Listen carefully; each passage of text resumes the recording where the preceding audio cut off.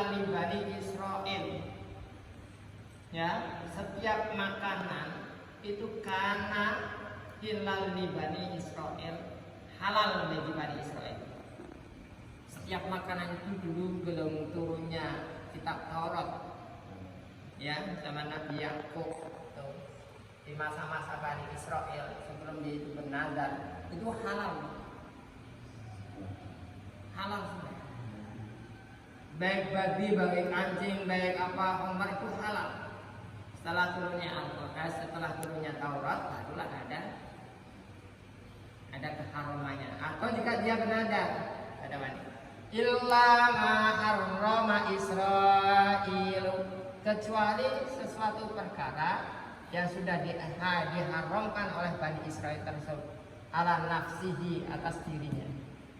Min qabli an tunazzalat Taurat, sesuatu perkara yang telah diharamkan untuk dirinya.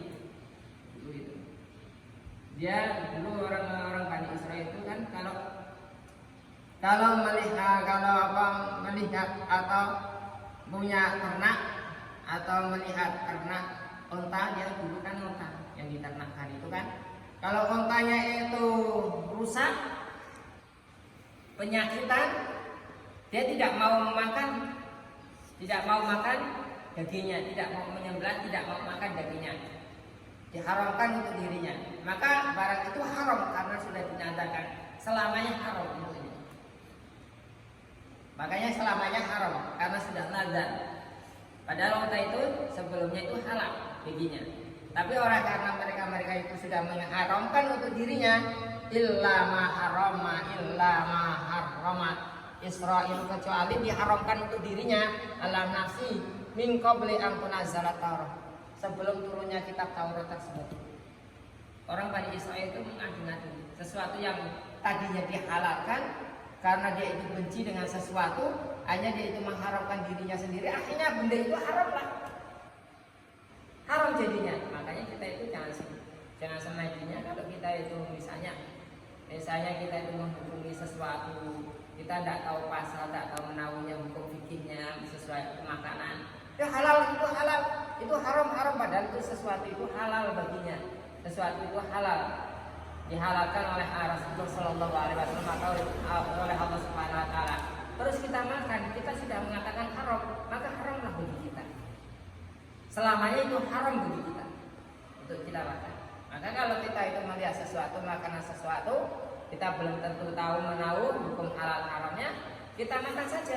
Kecuali yang sudah ditentukan oleh Al-Quran, sudah jelasnya, seperti apa, anjing, babi, terus arak, dan lain sebagainya. Kalau masalah daging-daging yang lainnya itu misalnya kita belum tahu menahu, makan saja karena kita tidak tahu. Ya, tapi perlu kita adanya belajar untuk mengetahui tentang kehalalannya, tentang hukum makanan-makanan tersebut supaya kita tahu. Kan biasanya kayak gitu. Ada kebiasaannya kan kayak gitu. Ada malah kayak gitu, ya. Ada kalau di sana di daerah dulu gitu.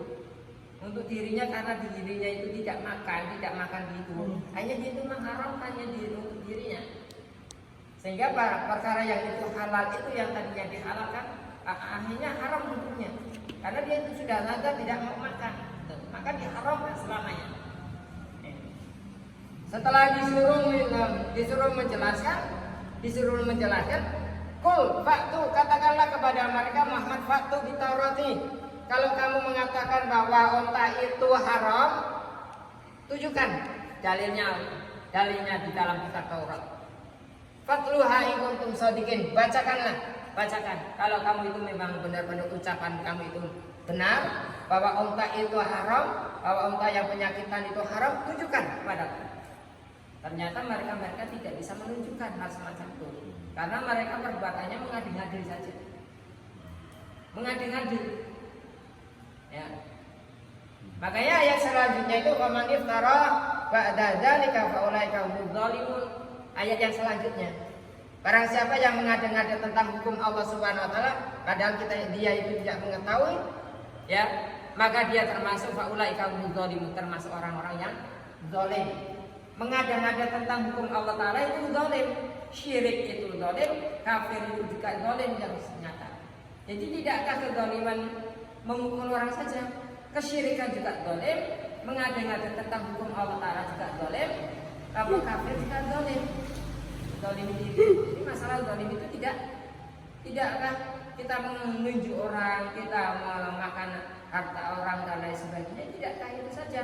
Tapi kita itu perbuatan kita yang kita mengada-ngada tentang hukum makanan, tentang hukum apa saja terus diada-adakan, padahal kita itu tidak tahu, terus kita itu bilang haram seenaknya saja, padahal orang itu biasa makan, padahal itu haram, barang itu sebenarnya itu halal, tapi kita mengatakan haram, maka haramlah kalau kita itu makan.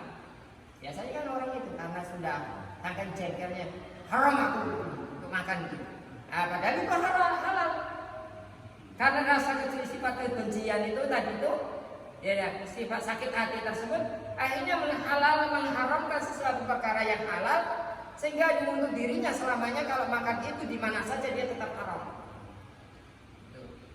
Lah orang tersebut untuk menunjukkan itu kaum Bani Israel tersebut, untuk menunjukkan dalilnya, nasnya tersebut dalam kitabnya, kalau bawa unta yang cacat atau yang kena penyakit, ini nih, bekas ini, ya kakinya atau urat nadinya itu sakit, kok dia itu tidak makan, itu tunjukkan keharamannya.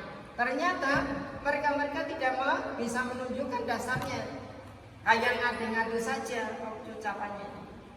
Jadi hati-hati kalau kita itu.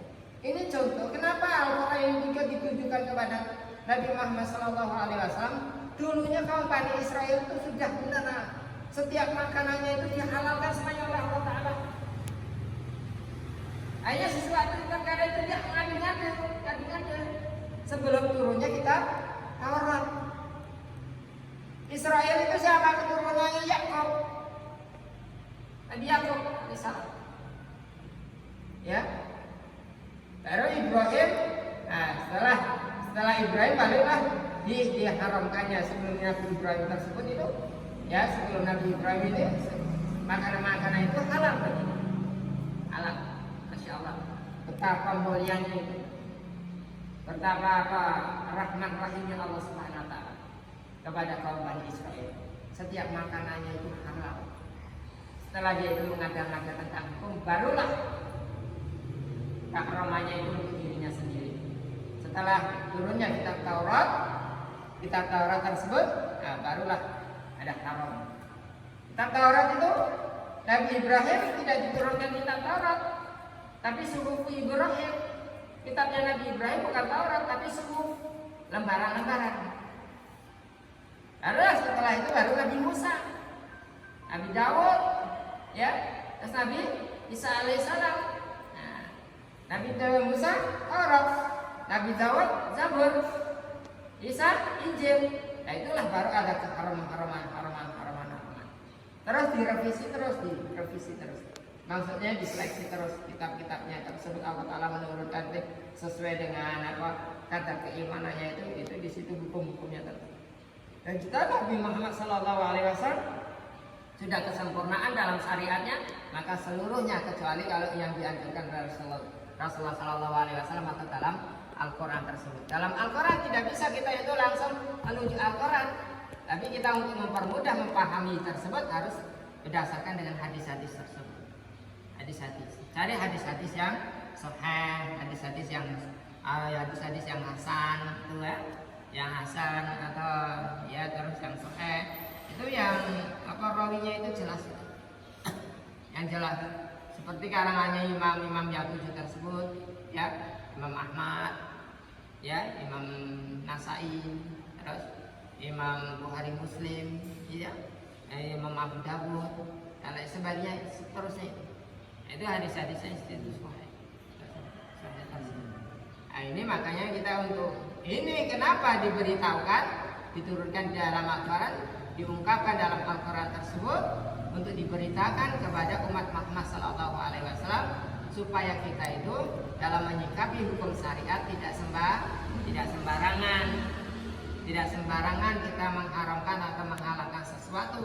Boleh jadi yang kita haramkan itu halal, boleh jadi yang kita halalkan itu haram. Ya.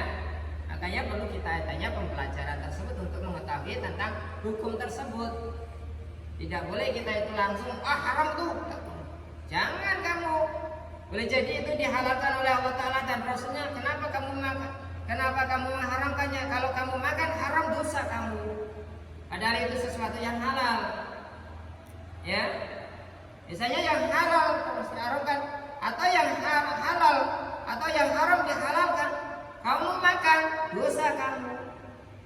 Ya, makanya kita perlu istilahnya tidak boleh namanya itu sembarangan ngomong masalah tentang hukum kalau belum tentu tahu menahunya tentang masalah hukum tersebut.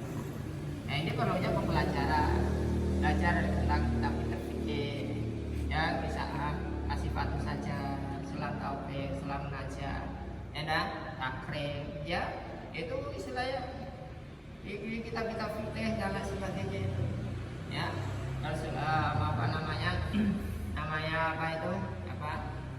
Bulughul Maram, yang kitab-kitab yang agak maju, Bulughul Maram, terus kitab Mu'in dan lain sebagainya itu kita perlu belajar. Termasuk Al-Hujan pun juga masalah syariat. Ya, hujan kalau kita itu mau jualan, kalau dalam kitab anjuran Rasulullah SAW, kita jualan, kita nikah itu harus kita belajar dulu tentang bab nikah. Jualan kita harus belajar tentang jualan tersebut supaya apa? Supaya kita itu dalam jual beli tersebut tidak seperti orang Yahudi. Ya, orang Yahudi itu jualannya itu yang penting untung, entah culas tidak culasnya, yang penting untung, yang penting cari makan. Nah, cari makan itu dengan cara menipu orang, mendolimi orang dan lain sebagainya, itu tidak tahu. Makanya umat Islam disuruh kalau kita mau jual beli harus belajar tentang jual beli supaya kita tidak seperti itu. Kebanyakan umat Islam sekarang itu tidak mengetahui tentang masalah jual beli, sehingga jual belinya itu seperti orang-orang Yahudi yang sukanya apa? Sukanya nipu orang, ngurangi sukatan, ngurangi timbangan dan lain sebagainya. Itu seperti itu semuanya. Itu kan perbuatan orang-orang Yahudi yang zaman dulu. Rasulullah SAW pun juga begitu. Dulu di Madinah itu juga begitu. Ada seorang curang dalam penimbangan tersebut, timbangannya itu dibanduli dengan besi tersebut, dengan batu tersebut, supaya orang itu kalau nimbang sekilo itu kurang, yang sebenarnya itu kurang. Makanya itu diajar bailul mutaffifin alladzina idza qaluna yasau. Itu celakalah bagi orang-orang yang main timbangan. Mutaffifin itu orang-orang jual beli itu yang mengurangi timbangan sekatan jam, takaran dan lain sebagainya. Nah, itu perlu kita belajar, supaya tidak seperti itu. Ya, inilah mudah-mudahan ini intinya bahwa kita itu tidak boleh sembarangan mengucapkan masalah halal haramnya tentang masalah hukum kalau kita belum tahu menahu tentang masalah hukum itu sendiri, ya, tentang masalah makanan, minuman dan lain sebagainya. Ini dulu terjadi pada kaum Bani Israil sehingga apa? Yang tadinya halal jadi haram.